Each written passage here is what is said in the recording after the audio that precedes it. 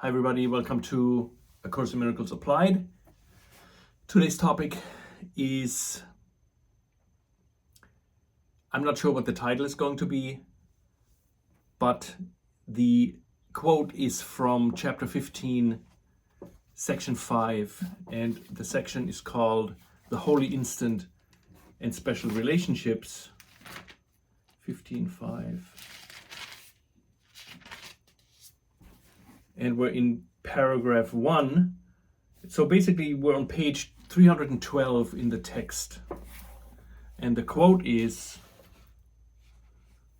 "You believe that without the ego all would be chaos, yet I assure you that without the ego all would be love."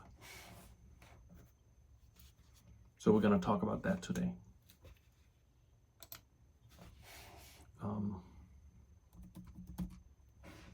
Sorry.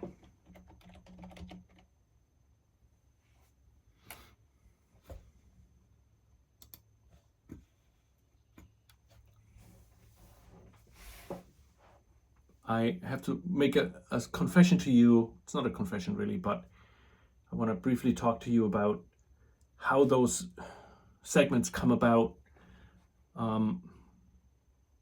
They are first and foremost for me, right? It's not that I have all the knowledge and I'm high enough to give this knowledge to you.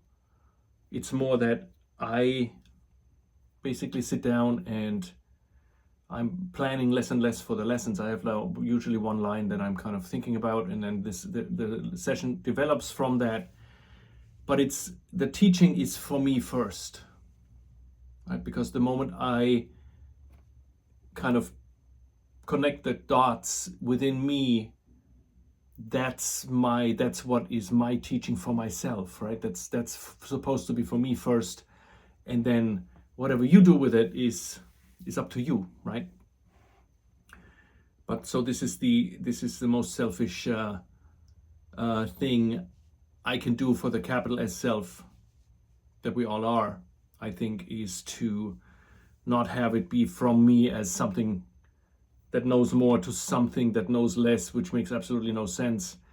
It's more that it's for me to clarify those thoughts and then share that clarification with you that I first have, right? And what happens in those sessions, as this one, is while I'm doing the session, connections are being made.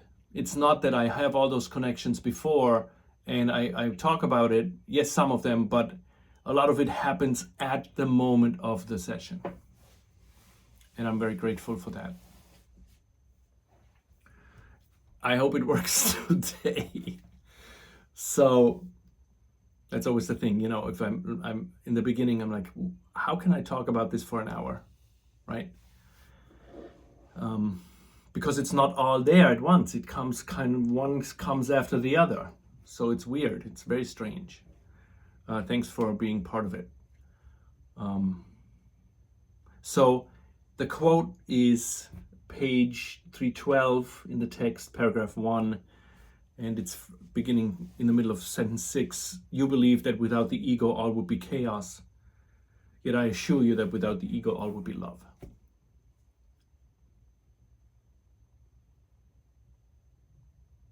So we literally believe, and that is not just a saying that Jesus says, you believe without the ego all would be chaos. We literally believe that. We believe if we do not choose the ego over and over and over and over again throughout the day, all would be chaos. And we can't get to the second part that says, "Yet I assure you that without the ego all would be love." We can't just go to that, right? We need to start with the first part. Because the second part, "Yet I assure you that without the ego all would be love," if we don't do the first part, the second part will just be a saying. We will have no reference point if we don't look at all what the ego is, right? And that's the purpose of this channel, really, is for us to become more and more aware of the ego and to realize what is that we made this promise to the ego never to abandon it, right? To always choose it, because we believe so strongly that, or we're so afraid because we believe so strongly that without the ego all would be chaos. And that's something we really need to let sink in, that this is what we believe. And it is the strongest belief we hold. Nothing is stronger than that belief that says, if I don't choose the ego, all would be lost, all would be chaos. And Jesus tells us about this vow that we made to the ego, right? And it's very a profound explanation in the obstacles to peace, in the fourth obstacle, the fear of God, when he says in paragraph 6, so that's chapter 19, section 4, subsection D, the fourth obstacle, paragraph 6, it says, and now you stand in terror before what you swore never to look upon. Your eyes look down, remembering your promise to your friends, and friends is in quotation marks.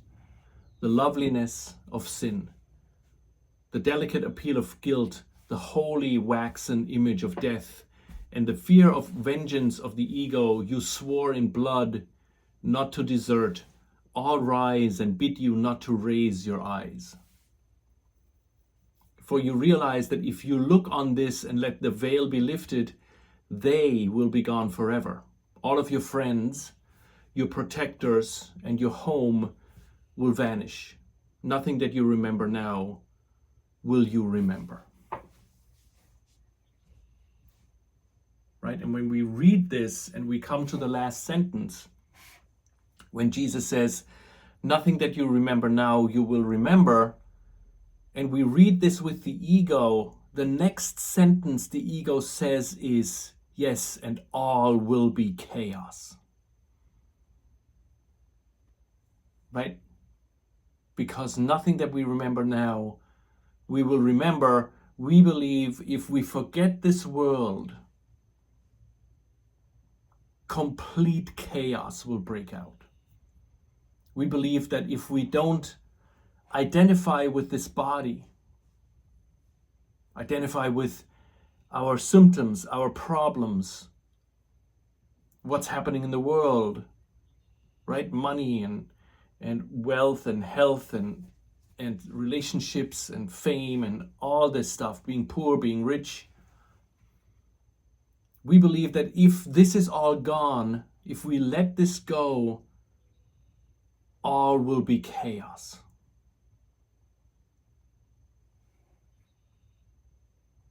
And the Course is basically there to describe or to explain to us, look, this is what you're doing, right? This is what your beliefs are. This is what you're thinking about yourself. This is what you're thinking about your brother. You're giving the guilt to your brother. You know, the loveliness of sin, the delicate appeal of guilt, the holy waxen image of death. And if we just drop a little lower in our subconscious mind, we realize that we do think the sin has loveliness to it, right? And guilt's appeal is delicate, right? We're drawn to it. It's like an attraction, right? And the holy waxen image of death, right? We make this image of death, this waxen image, and we have a little bit of a holy reverence to it. We worship it, right? Jesus says it's not that you're afraid of death, you worship it, right? You welcome it because it proves that the ego was right.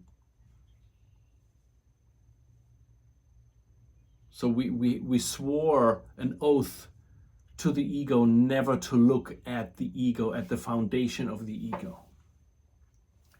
Because we're so afraid that everything, if we would do that, and then we would forget the world. And we would remember God, and that moment, complete chaos would break out. Right? That's why we made this journey in the world to begin with. Right? We made this journey into the world because we were afraid of God. And then if we start to look at what we see in the world, trace it back to our mind, and then start to question that, we will be afraid that when we do that, it will be complete chaos. And then in paragraph 7, he says, it seems to you the world will utterly abandon you if you but raise your eyes.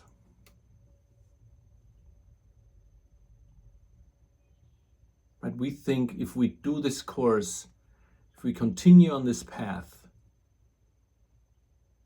we will be utterly abandoned. Our friends, sin, guilt, and fear will no longer be there. Our special relationships will abandon us. Right? The ego says, if you don't choose me, your world will fall into chaos.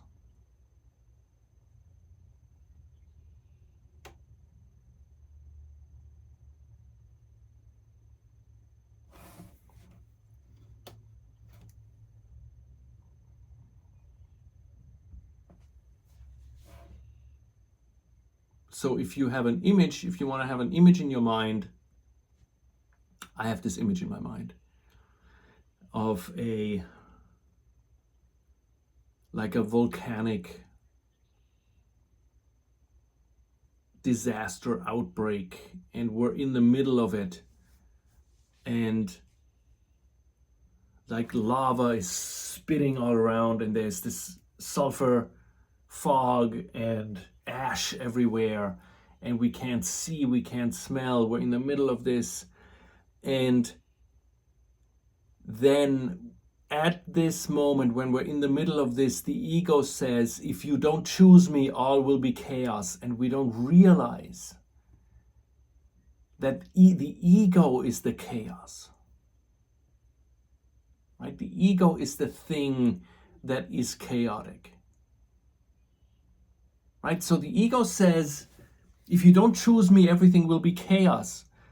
What it doesn't tell us, and what we don't realize, is that we are in chaos right now.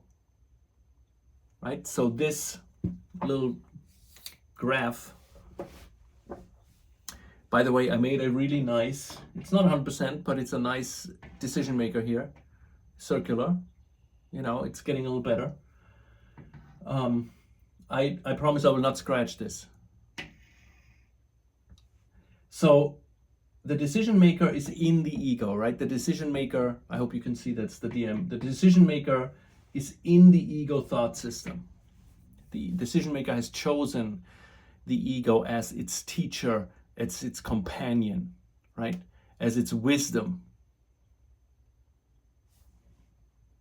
And the ego, because of what the ego says and what we believe, without the ego, everything is chaos.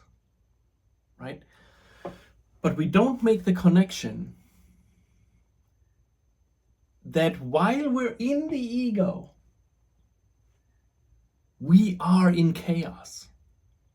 And that sounds a little strange, because we think we live in this world where, sometimes we have chaotic, situations, but overall, we're in a non-chaotic world. We're looking out into the woods, we're walking down the street, there are children playing, there's like a grocery store, and we don't think that is chaos. And that is because if you grow up in a war-torn area, war will become your home. And you forget to realize that that's where you're at, right? So for example, we're looking at the Nature Channel, right? They have now this series, I think, I don't know where it is, it's called The Americas, where they have all this nature stuff going on. And, you have the kill or be killed mentality, or the basic premise of the ego is kill or be killed. A leopard kills a gazelle. That's normal for us, right? Or a spider kills a fly.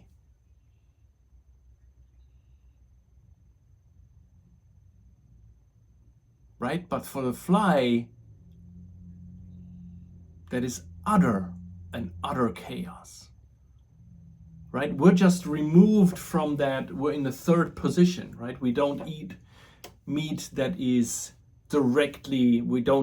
most of us don't directly hunt the deer, kill it, slice it up, make it into venison, and then eat it. We buy food from the supermarket. So we're already removed from that process. There is no longer this kill or be killed in our mind. We have pushed that away from us. We're just eating the end product that we're not even thinking about. Or even if we eat carrots, right? We don't think about the notion that in order for us to stay alive, we must destroy something else. We must eat a carrot in order to live. We must take something from the outside in order for us to live. Now, in spiritual circles, then you could say, oh, this is all energy, right? Energy changes. But the basic principle of this energy is we have to take energy in order to exist, right? So the notion of kill or be killed, that we can only exist, we as bodies, identified with bodies, and psychologically, we can only exist if we take from the outside. Every time we watch a TV show, we take from the outside, right? We take from the outside, and we don't see this as chaos. We see this as normal. Some people are abnormal because they're against the norm. The norm is basically kill or be killed, and then putting a nice coat of different color paint on it, like this sweater, to have a very thin veneer over this absolute chaos that is in the world. A city doesn't have to burn to be chaotic. If we ever think about how aggressive any kind of machinery is, like a power drill. If you look at a power drill, you don't think anything about it. You push the button and you put your screw into the wall.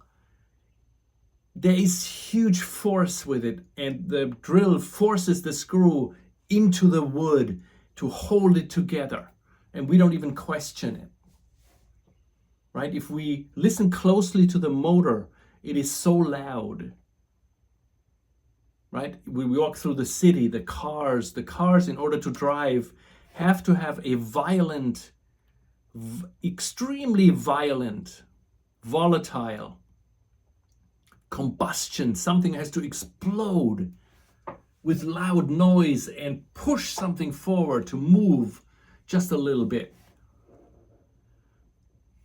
Right? To make tires it's a huge undertaking with massive, resources and people and stuff involved. The whole world is basically that, but we don't realize it as chaos. Right? We think in the extreme, we think it's intelligent design, that God designed all that. The ego tells us, and we believe that God, if we're Christian or religious, we believe God created chaos. And then we say, no, it's not chaos, it's according to a plan. Right? But we don't look below it to the baseline that says, according to God's plan, for something to exist, something else needs to die. And we don't care what happens to that life. Right? We take it and we move on. Right? So when the ego says, believe, stay with me because otherwise everything will be chaos, it doesn't tell us that that's the chaos. We're already in the chaos. Right? We're in it. We're part of it. We're in this world, and our body is part of the chaotic law that says if my body exists, something else has to not exist anymore. And then we say this is the basic law of God who created the universe, right? And put us in charge. Why would we be in charge? I mean, it's a whole different topic.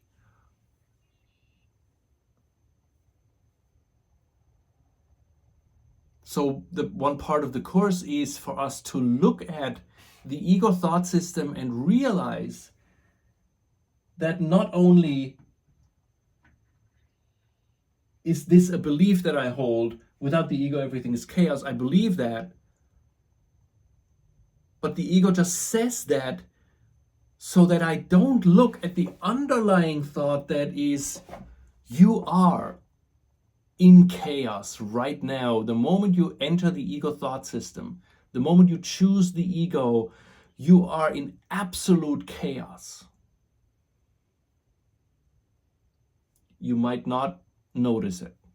Once in a while, you're like, oh, what is this? I'm so tired and whatever. But we, in general, we try to keep this thin veneer in perfect condition that encapsulates first this belief that we have made to the ego, right? That we have about the ego, that everything without the ego is chaos. And the underlying belief is that we are already in the chaos, right?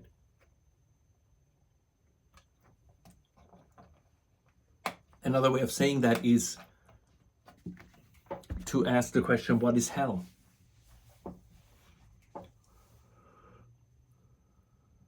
Right? And we think hell is maybe something I could go to later, or maybe sometimes I'm in hell. But in the course makes the connection between guilt and hell. Guilt is hell. And the moment we're in the ego thought system, we cannot but adhere to our belief in sin, the following guilt, and then the subsequent fear. So the ego is hell.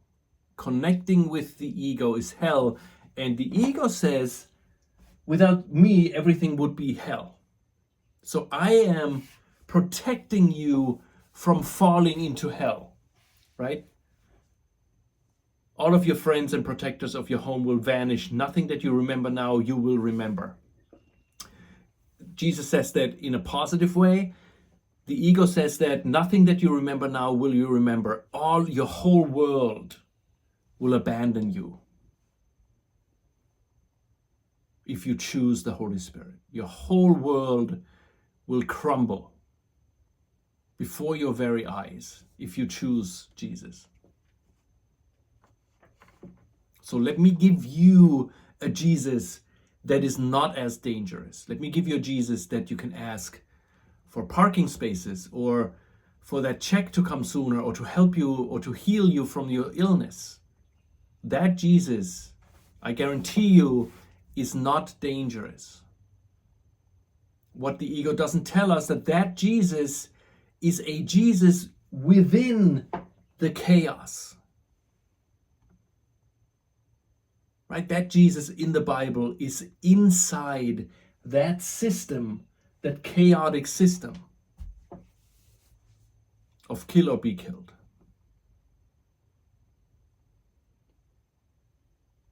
So the thing we need to do when we do this course, and it is just 1,000 different ways of doing this, is to look at that.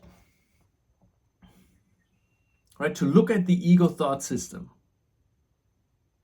in all its minutiae and realize it's all the same.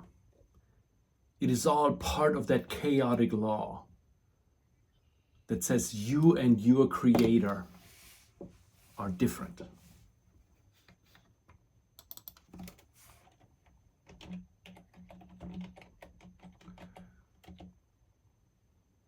There is a very, very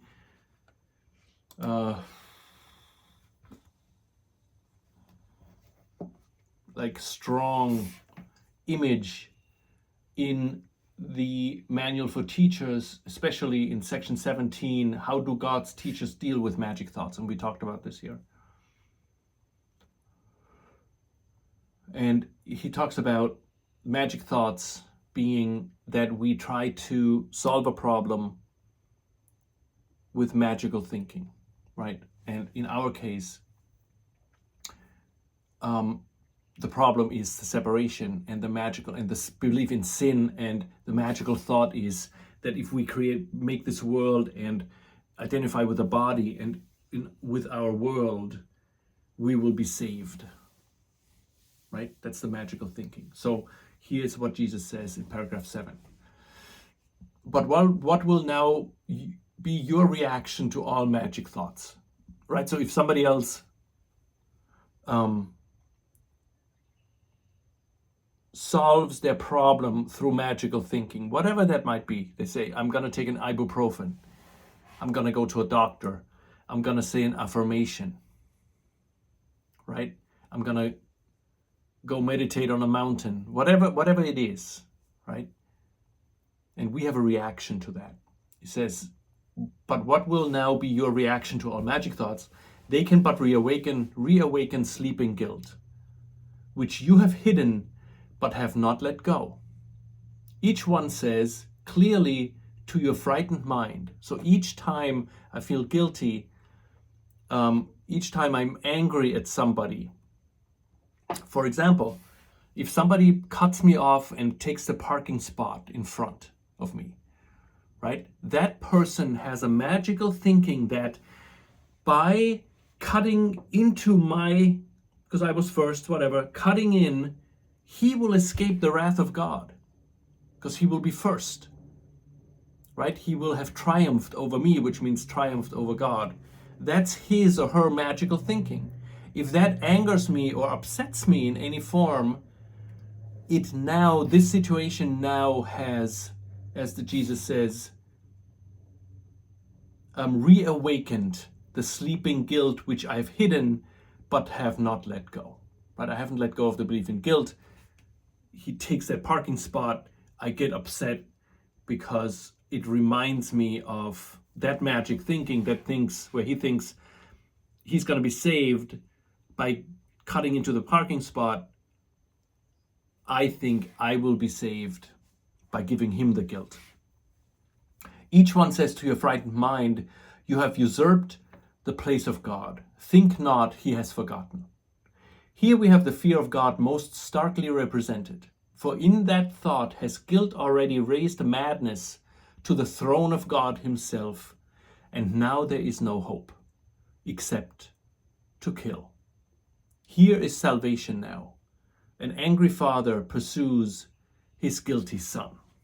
And if we would have a log line, as a writer, you pitch your story, you have a log line. You say in one line, you describe your whole story, right? Like some movies have a log line included in the title. For example, Snakes on a Plane, right? You don't need anything other than the title. The title is the log line, right? In this case, the log line for the whole ego thought system, right, is an angry father pursues his guilty son. That is the baseline of the ego thought system. That is where the chaos comes from, right? An angry father pursues his guilty son, right? That's why we flee the mind. That's why we're in the world trying to shut him out. Right? Being identified with the world so that we don't go back to the mind, because in the mind, God still pursues us. So we stay on fear of death. We stay identified in this world. Because we believe when we go back to the mind, we go back to this principle: an angry father pursues his guilty son. And then it says, kill or be killed, for here alone is choice. So this is the core message of the ego thought system projected out into the world, and that is the world we see. Kill or be killed, for here alone is choice. We don't have a choice whether or not we kill something else, even if it's a carrot, even if it's water, even if it's oxygen molecules, to survive. This is our only choice. Darwin was right? The survival of the fittest. That's the ego thought system. We must kill in order to exist. Now, this isn't to make us feel guilty. This is the chaos within the ego thought system that we as course students have made ourselves a promise to get out of. Right? And the part of getting out is looking in. Right? In order to get out, we have to look in. I just made that up. Right? So we believe without the ego, everything is chaos.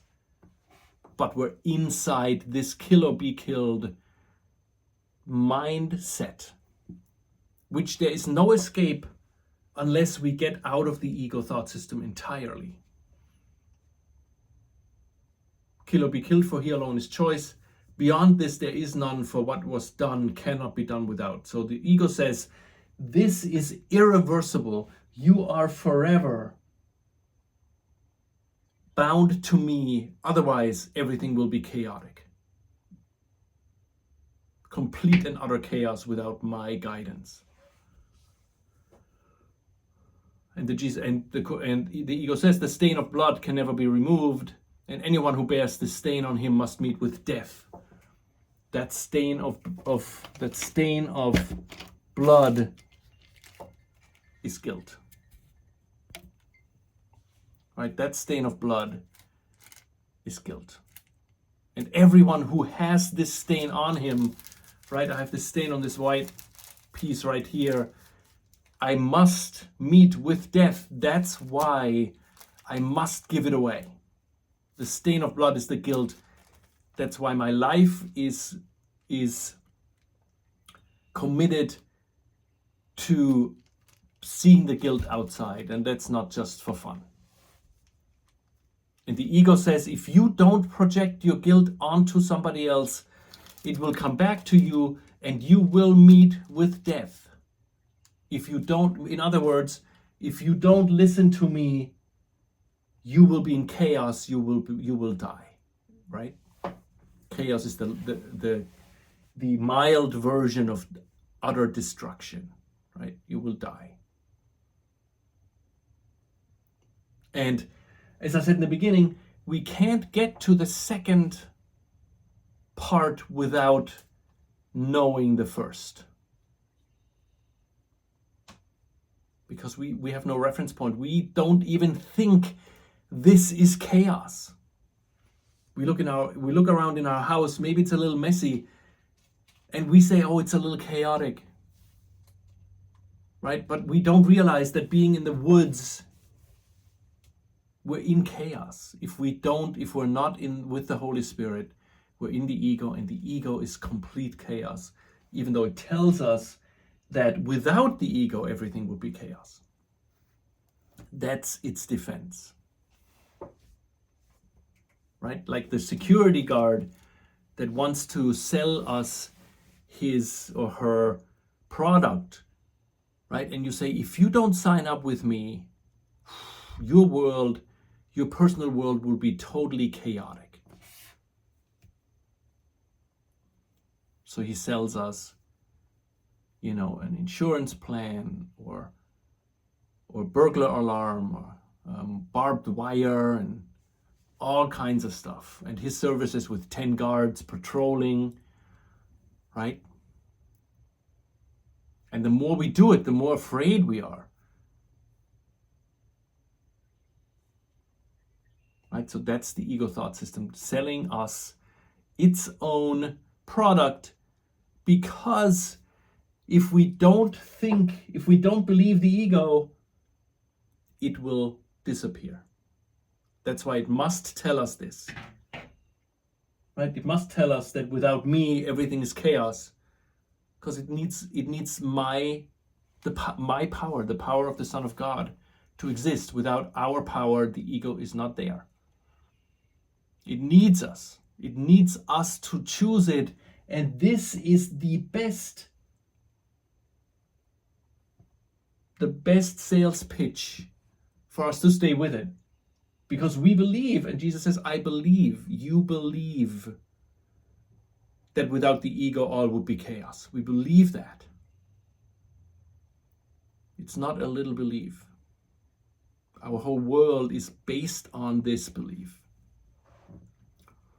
All of our identifications, our attachments with this world, positive or negative, are there because we believe that without them, we would be thrown in utter chaos. And then the next level below that is what Jesus explains to us, is say, okay, that's fine. But realize that what the ego tells you is already, you are already in it. So the ego cannot protect you from anything because you are already in it.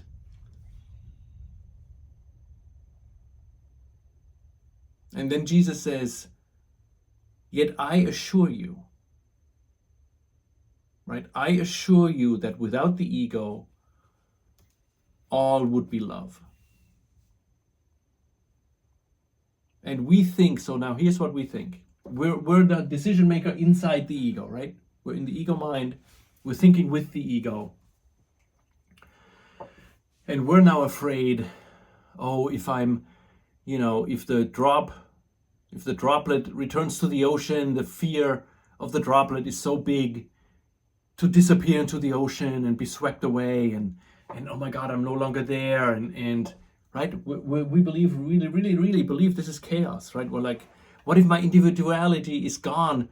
I'm gonna dissolve into the ocean, right? And then Jesus says, I assure you, without that individuality, all would be love.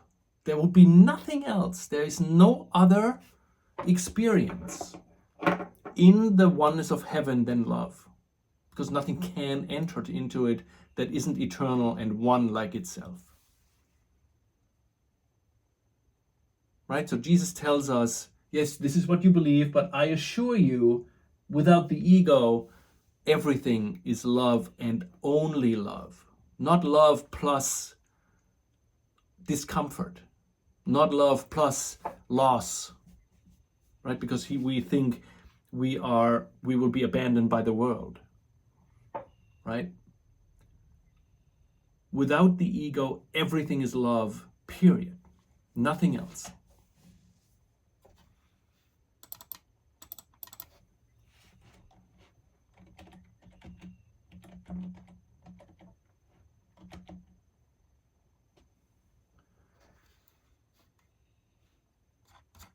There's a lesson in the second part of the workbook.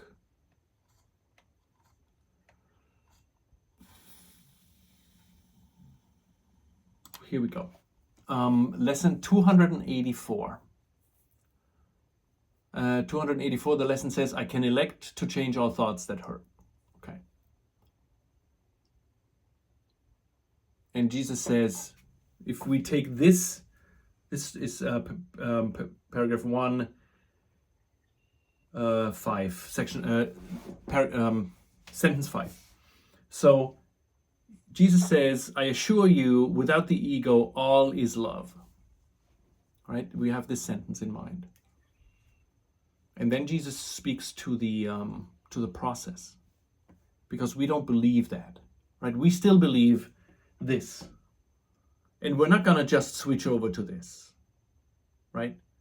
Only in the very beginning of the course can we believe, oh, this is an easy process, right? The further we go, the more we realize, I believe this so strongly that I believe I will never get out. Right? I need a lot of assurance, reassurance. What Jesus says, without the ego, everything is love. Right? And when Jesus says, without the ego, everything is love, and then he says, this is the truth. At first, to be but said, and then repeated many times. And next, to be accepted as but partially true, with many reservations. Then to be considered seriously more and more, and finally accepted as the truth. That is our process with this course. Right? We have a statement like this: without the ego, everything is love, and nothing but love. Right? And then Jesus knows, at first we just say that. We just read it. Says, okay, I show you without the ego, all will be love. Okay, good.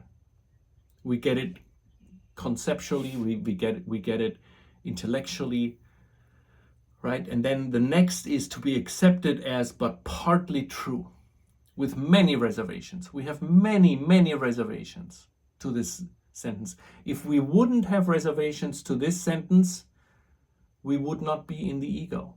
We would be in the Holy Spirit. We would definitely not need this course. No way.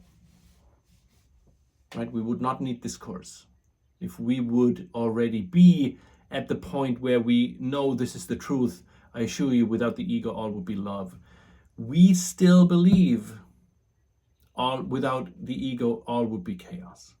Right? And we slowly, very slowly, with many, so many reservations. There aren't enough restaurants in the world. That's how many reservations we have. We have incredible amount of reservations. Our whole being, my personality, that is a reservation against my true self. I'm identified with this body because I have a reservation. It's like, we have reservations against Jesus.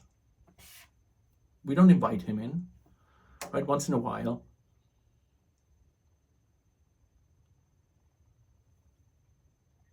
And then to be considered seriously more and more. We consider it seriously more and more, and finally accept it as the truth. But in order to do this, in order to accept this line as the truth, that's a lot of work. And we can't concentrate on this line. We can read this line, but then we have to juxtapose it to our belief in the ego thought system, that the ego will save us, that an identification with this world will save me. But now we can, for example, make the connection between I am so attached to coconut water, right? It's very hard not to buy it when I'm in the store. I'm so attached to it because I believe without this attachment and all the other attachments that I have, my world would tumble into chaos. Because I would be back in the mind where God is, and he will strike me blind, right? He will kill me, kill or be killed. An angry father pursues his guilty son. That's what I'm afraid of, right? And the connection would be that this coconut water, I made this into this attachment because I believe without it, everything would be chaos. And I have to remember that Jesus says, without this, everything would be love. Not without the coconut water, without the attachment to it, which means without the guilt that leads to the attachment.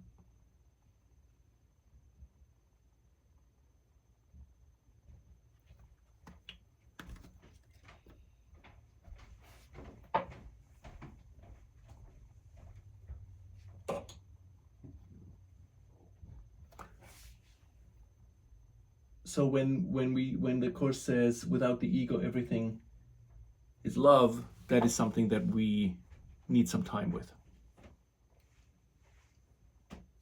And it's not just something that can happen overnight or in 10 years, right? The time frame isn't so important.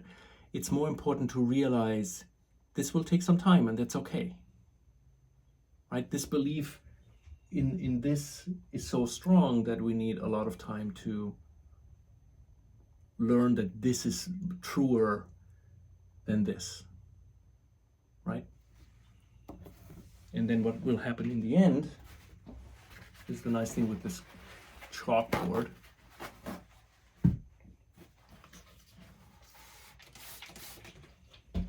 In the very end, at the very end,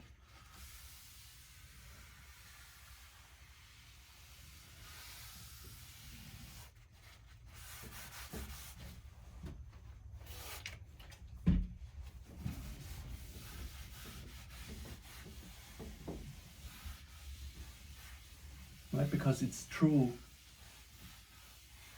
that there is nothing in addition that is necessary. Once this belief is gone, everything else will be love. And there's nothing we have to add to it in order to get there. We just have to look at this.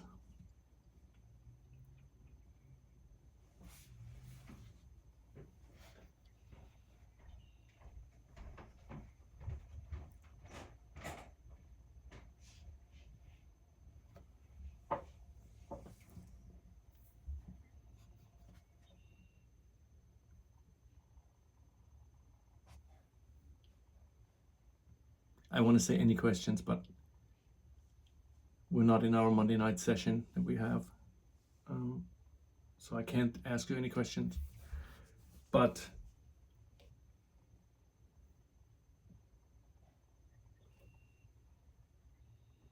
just once in a while realize that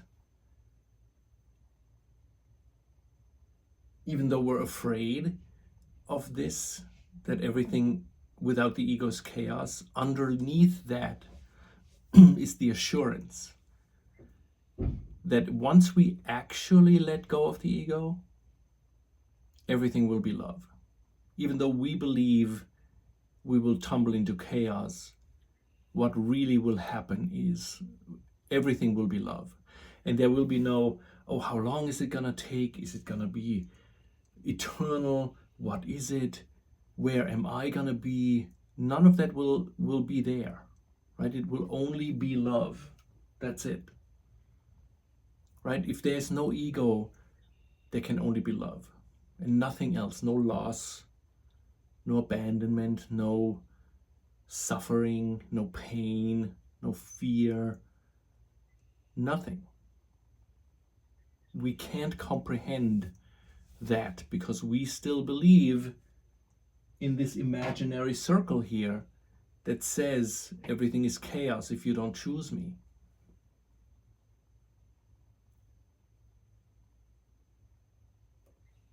All right, I'm closing this for today.